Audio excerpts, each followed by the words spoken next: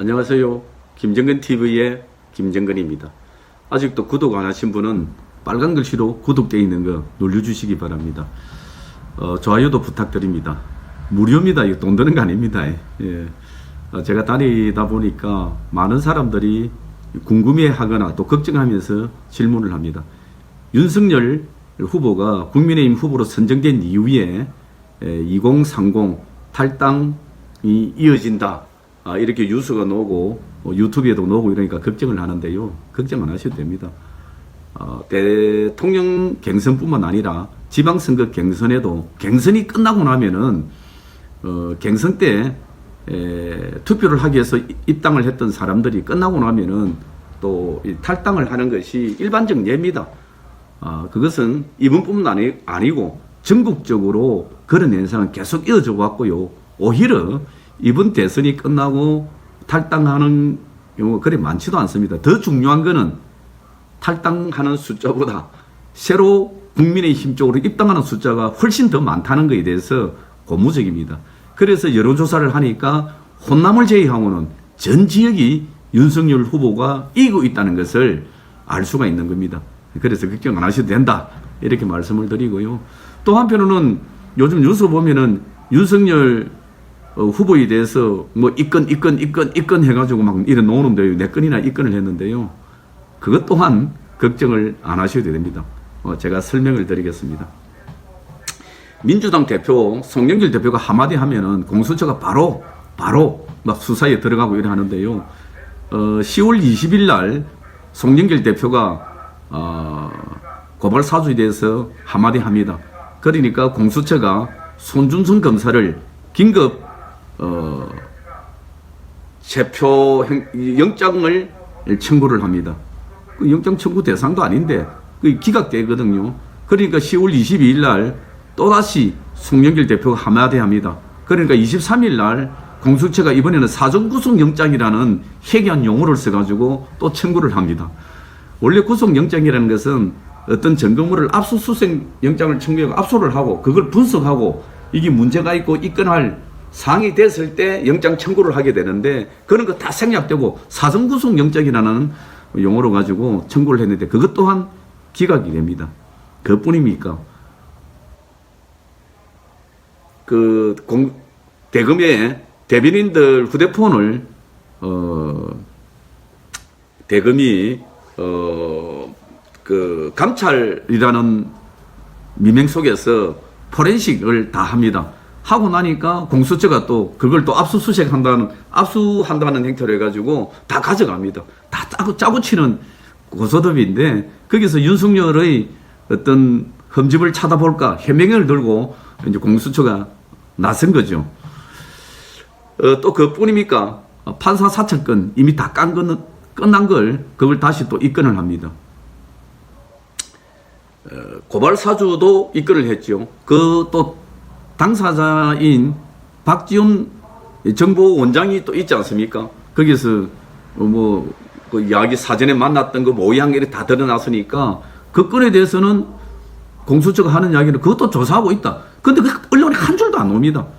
박지훈의 휴대폰도 그대로 있고 압수를 하지 않고 조사를 아직 박지훈을 갖다가 불렀다고 이야기한 적도 들어보지도 못했고요. 그런데 윤석열은 입건을 했습니다. 윤석열 후보는. 그 여건의 이제 꼬리 자르기가, 이재명은 꼬리 자르기를 하고, 윤석열은 흠집을 내고, 그러면서 국민들이 느낄 때, 윤석열이나 이재명이나 50보 100보다, 이렇게 인식을 하게 이제 만드는 거죠. 그리고 대장동 비리를 이제 고발사주의 물타기로 좀 덮어버리게 가고, 또 이재명의 전략은, 정책 토론 두 사람이 하자. 이렇게 제안을 하면서 국민들의 관심을 대장동 비리에서 다른 쪽으로 돌리려는 그런 의도를 갖고 이제 제안을 하는데요. 윤석열 후보가 말릴 필요도 없고, 그럴 이유도 없습니다. 이 공수처가 김학의 건과 관련돼 가지고 조사가 들어간 지 지금 9개월이 넘었습니다. 그런데 아무 진척이 없고 그냥 지지지 끌고 가고 있잖아요. 그런데 윤석열 건은 송영길 대표가 한마디 하면 그날 즉시 압수수색하고 체포영장 구속 청구하고 이렇게 난리를 지고 있습니다. 자세히 들어보면은 그 의도를 지혜로운 국민들이 모르겠습니까? 그래서 여러분들에게 이제 걱정을 하지 마라 이렇게 말씀을 드리고요. 또 이재명 후보가 여러분 잊고 있는지 모르겠지만은 경기지사 시절에 지사직을 잃을 뻔한 사건이 생기죠. 1심, 2심까지 고법까지 유죄를 받았습니다. 그래서 지사직을 그만두고 대권 후보로 놓을 수 없는 지경에 대법원 판결만 남았습니다. 대법이라는 것은 심리를 하지 않기 때문에 거의 2심에서 결정난 대로 그대로 갑니다. 그런데 여기에 등장되는 인물이 건순일 대법관이 있습니다. 그 당시 대법관인데 이 대법관을 하천대유에 깊숙이 관계되어 있는 김만배라는 사람이 당시에 건순일 대법관을 현직 대법관을 7번이나 이재명 건과 관련돼가 만납니다. 모르긴 몰라도 대법관을 임기가 끝날 때 다 돼가니까 끝나고 나면은 이제 다른 보상이 있었겠죠. 있겠다고 뭐 그런 있지 않았겠습니까? 추측을 해보는데 결국은 하천대유의 고문 변호사로 해가지고 월 1,500만 원씩 건순일이가 퇴직 이후에 가져갑니다. 보통 고문 변호사는 이 고문을 뭐 한 회사만 만든 게 아니고 여러 군데 맞기 때문에 많으면 한 돈 100만 원 정도 이래 받는 건데요. 1,500만 원을 고문에 이름만 걸어놔갖고 뭐 출근하고 이런 것도 아닌데 받아갔습니다. 그러면서 대법원에서 건순일 대법관이 주장하는데 7명이 찬성하고 5명이 이건 아니다 해가지고 유죄를 이래 하게 되는데 건순이가 총대를 메고 이재명이가 살아난 사건입니다. 이거 조사해야 돼. 공수처가 조사해야 될 것은 바로 이런 겁니다. 공수처를 만들 때에 민주당 논리는 고위공직자, 살아있는 권력을 수사하기 위해서 공수처를 만든다고 했습니다. 그런데 윤석열이가 살아있는 권력입니까? 이재명 후보야말로 살아있는 권력 아닙니까? 경기지사고 민주당 집권당의 후보이기 때문에. 그런데 야당 후보를 입건을 이래 했습니다. 윤석열 입건할 때도 공수처에 양심적인 수사 요원들이 반대를 했는데도 했다는 걸로 알고 있습니다. 그 손바닥으로 하늘을 가릴 일을 계속하고 있는데요. 나는 공수처장에게 한마디 합니다. 야, 이 친구야, 전신 챙기라. 공수처의 본래 목적을 잊고 법관의 양심을 가져야지. 우리 사회의 마지막 양심적 보루가 법원이고 또 법관이고 라는 것을 잊지 말기를 바란다. 이렇게 한마디 해주고 싶고요. 국민 여러분, 그리고 국민 여러분 걱정하지 마십시오. 민주당 정부의 권력 누수 현상이 생기기 시작했고 또 도저히 이 나라가 정상적인 나라가 아니다.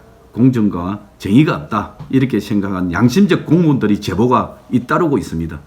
과거 권력이 살아있는 힘이 있을 때, 임기가 많이 남았을 때는 이 두루워서 말을 못하는 공무원들이 양심적으로 제보를 하기 시작했습니다. 어느 사회든 간에 권력이 마무리될 때쯤 돼서 그 권력의 맛에 취해가 있던 그 비리, 불이 이거를 그 힘에 의해서 말을 못하는 공직자들이 양심적 목소리를 내기 마련입니다. 지금 대한민국 전역에서 양심적 공무원들이 제보가 이어지고 있기 때문에 정권 교체는 이루어진다. 저는 확신합니다. 걱정하지 마시고 윤석열 후보 계속 성원해 주시기 바랍니다. 감사합니다. 지금까지 김정근 TV의 김정근이었습니다.